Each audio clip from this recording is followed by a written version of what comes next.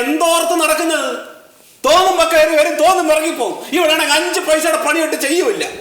നോക്ക്, ഇതൊക്കെ പത്രത്തിൽ വലിയ വാർത്തകളായി വന്നിട്ടുള്ള സംഗതികളാണ്. മറുപടി കൊടുത്തില്ലെങ്കിൽ എല്ലാവരും കൊടുക്കും, എല്ലാത്തിന്റെയും ജോലിയും പോവും.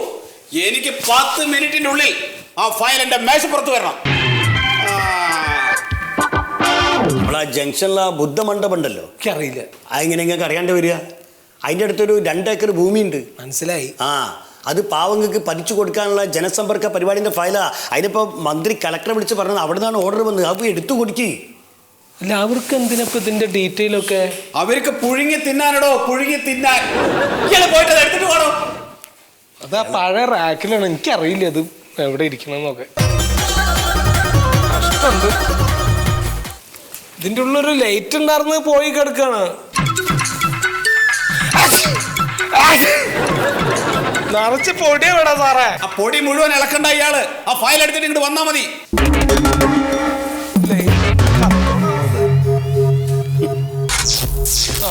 ഞാൻ പറഞ്ഞില്ലേ, ഇത് മാറ്റിയിട്ടില്ലേ ഈ ലൈറ്റ്. എപ്പോഴും മിഞ്ഞി മിഞ്ഞി നിൽക്കന്നെ എപ്പോഴും.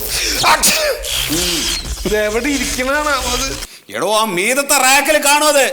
ഇതെന്ത് ഈശ്വര, അത് ബ്ലാക്ക് ഫോറസ്റ്റോ?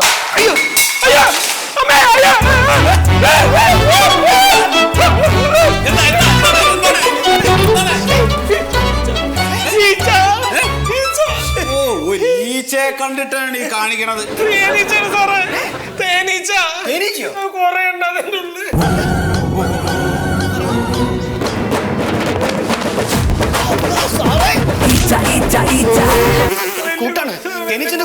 അത് ഈ ഫയലുകൾ നിങ്ങൾ കൊണ്ടുപോയി തള്ളിയതുകൊണ്ട് കാര്യമില്ല.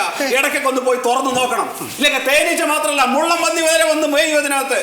ഇത് കലക്ടറുടെ ഓർഡർ ആണ്. എനിക്ക് എത്രയും പെട്ടെന്ന് കിട്ടണം. എന്നാ കളക്ടറോട് പോയി എടുക്കാൻ പറ സാറേ. അതെ, എനിക്ക് ഒന്നും കേൾക്കണ്ട. എത്രയും പെട്ടെന്ന് ആ ഫയലിന്റെ മേശപ്പുറത്ത് വന്നിരിക്കണം. എന്നാ സാറ് പോയി എടുക്ക്. I am a village officer. This is my order. സാറേ, വില്ലേജ് ഓഫീസർ ആണോ അസിസ്റ്റന്റ് ആണോ എന്നൊന്നും തേനീച്ചയ്ക്ക് അറിയില്ല. അത് കുത്തും. തന്റെ പേരിൽ ഞാൻ ആക്ഷൻ എടുക്കും. സാറേ, എനിക്ക് ഷുഗറാണ്. അതിന് തേനീച്ചയുടെ ഭക്ഷണം ഷുഗർ അല്ലേ? അത് പൊതിഞ്ഞ് എന്നെ കുത്തിക്കള്. നമ്മളെ കൊണ്ട് പറ്റൂല സാറേ. നമ്മള് തേനീച്ചയും കൂടി തീരെ ചേരൂല. ഇന്ന് അയക്കേണ്ട ഫയലാണ്. ഇന്ന് മറുപടി അയച്ചില്ലെങ്കിൽ എല്ലാവരുടെയും ജോലി പോകും. അതാ പറയുന്നത്. എന്താ നമ്മള് കാട്ടുക? അത് എടുത്തിട്ട് വരണം. എന്തെങ്കിലും അന്വേഷിക്കുക സാറേ. എങ്ങനെയെങ്കിലും അത് എടുത്തല്ലേ പറ്റൂ. എന്താ? എന്റെ പല്ലൊന്ന് പറിക്കണമായിരുന്നു. അയ്യോ, ഇത് വില്ലേജ് ഓഫീസാണ്. പല്ല് പറിക്കുന്ന ക്ലിനിക്ക് അപ്പുറത്താണ്. അങ്ങോട്ട് പോക്കോളൂ. അതെനിക്കറിയാം. പക്ഷെ സർട്ടിഫിക്കറ്റ് കിട്ടിയിട്ട് വേണം എനിക്ക് എന്റെ പല്ലെടുക്കാൻ. പല്ലെടുക്കാൻ എന്തിനാണ് വില്ലേജിൽ നിന്ന് സർട്ടിഫിക്കറ്റ്? അത് ജാതി കളിപ്പിക്കുന്നതിന് വേണ്ടിയിട്ടുള്ള സർട്ടിഫിക്കറ്റിന് വേണ്ടി ഞാൻ ഇവിടെ അപേക്ഷ കൊടുത്തിട്ടുണ്ടായിരുന്നു. അതിന് പല്ല് പറിക്കാൻ എന്തിനാണ് ജാതി കളിക്കുന്ന സർട്ടിഫിക്കറ്റ്? പല്ലിന് ജാതി ഉണ്ടോ? ഈ പല്ലെടുത്താൽ പിന്നെ എനിക്ക് സംസാരിക്കാൻ പറ്റൂലല്ലോ. അപ്പൊ സർട്ടിഫിക്കറ്റ് കിട്ടി കഴിഞ്ഞ പിന്നെ എനിക്ക് പോയി പല്ലെടുക്കാമല്ല.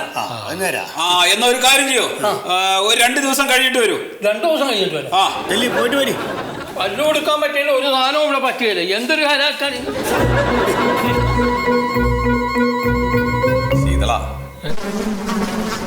മൊയ്തു, നമുക്ക് അത് എങ്ങനെയെങ്കിലും ഒന്ന് പുറത്തെടുക്കണമല്ലോ.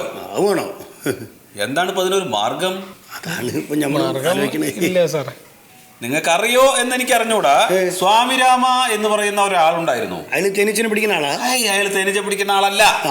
അയാളൊരു സ്വാമി. അയാളുടെ the living with Himalayan master എന്ന് പറയുന്ന ഒരു പുസ്തകത്തില് ഇതിനെപ്പറ്റി വളരെ വിശദമായിട്ട് പ്രതിപാദിക്കുന്നുണ്ട്. അയാൾ വില്ലേജ് ഓഫീസർ ആയിരുന്നു. വില്ലേജ് ഓഫീസർ അല്ല. അതില് ആപ്തമന്ത്രം എന്ന് പറയുന്ന ഒരു മന്ത്രമുണ്ട്. അത് വിശദമായി പഠിച്ചു കഴിഞ്ഞാൽ തേനീച്ചകളൊന്നും ഒരു പ്രശ്നമല്ല എന്ന് ആ പുസ്തകത്തിലുണ്ട്. ആണോ? പിന്നെ സാറ് പോയിട്ട് ആ പുസ്തകം എടുത്തിട്ടുണ്ട്. പഠിച്ചിട്ട് നമുക്ക് പോയി ഫയൽ എടുക്കാലോ. ആ പുസ്തകത്തില് പുള്ളി വേറൊരു എക്സ്പീരിയൻസ് പറയുന്നുണ്ട്. അതായത് ഒരു പുലിമടയിൽ ചെന്നപ്പെട്ട ഇദ്ദേഹത്തെ പുലി ഒന്നും ചെയ്തില്ല. അല്ല, തമിഴ് പുലിയാ? തമിഴ് പുലിയല്ല, മലയാളം പുലിയും. സാധാരണ പുലി. അതിൽ അദ്ദേഹം പറയുന്നത് പുലിയെ ആക്രമിക്കാൻ വേണ്ടിയല്ല എന്ന മനോഭാവത്തോടു കൂടിയാണ് നമ്മൾ ചെല്ലുന്നത് എന്ന് തിരിച്ചറിയാനുള്ള ബുദ്ധി, അതിനുള്ള പവർ ആ പുലിക്കുണ്ട് എന്നാണ്. മനസ്സിലായോ? മനസ്സിലായി. അതുപോലെ തേനീച്ചകളെ ആക്രമിക്കാനല്ല അകത്തേക്ക് പോകുന്നത് എന്ന് മനസ്സിൽ വിചാരിച്ച് നിങ്ങൾ അകത്തേക്ക് പോവുക, എന്നിട്ട് ആ ഫയൽ എടുത്തിട്ട് വരിക.